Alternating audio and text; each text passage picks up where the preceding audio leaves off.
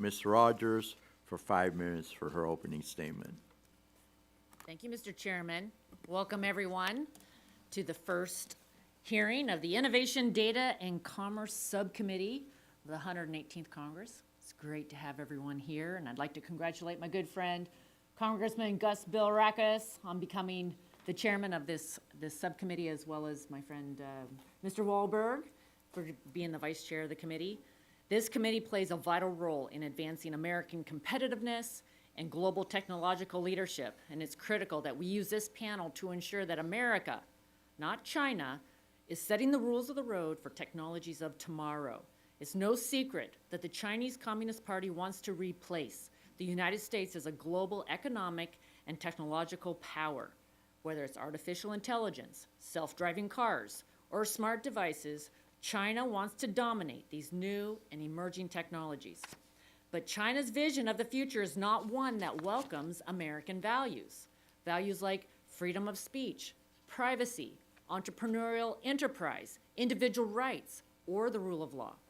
The Chinese Communist Party, on the other hand, spies on its citizens and asserts strict government control over businesses and the economy.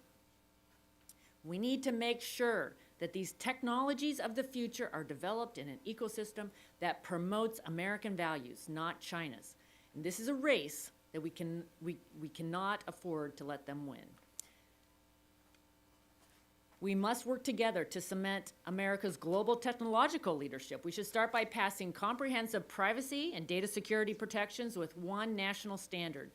We made history last year when we passed the bipartisan, bicameral American Data Privacy and Protection Act 53-2 out of this committee, full committee. But our work isn't over yet, and we've already fallen behind other countries in establishing a national privacy standard.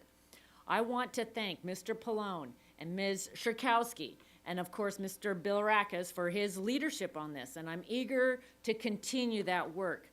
It is a top priority for Americans, and it needs to be achieved this Congress. And we can't stop there. It's also important that we take action to ensure the development and the deployment of self-driving cars. The regulatory framework for self-driving cars must be led in the United States. And again, this comes down to our values versus the Chinese Communist Party. American values the importance of safety for our citizens. China does not. We value our workforce and free market economies. China does not. We value civil society groups and their right to speak freely. China does not. To win the future, the United States must lead on self-driving cars. We must chart a path so the road is one we design.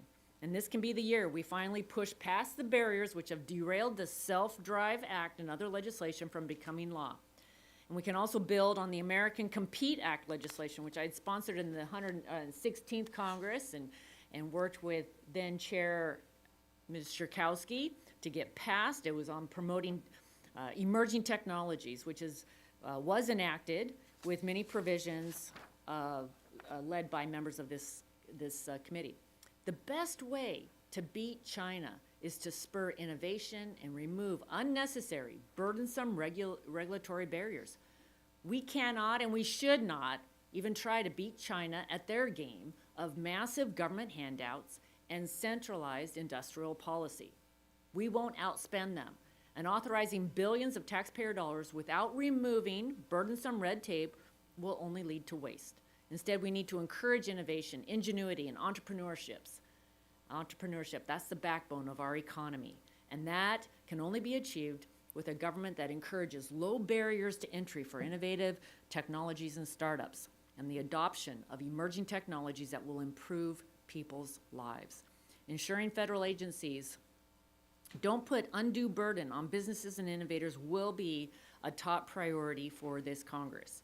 Whether it's ensuring people's online information is secure, charting an achievable path towards the development and the deployment of self-driving cars in the United States, or setting the global standards for AI and other emerging technologies, this subcommittee is at the center of it.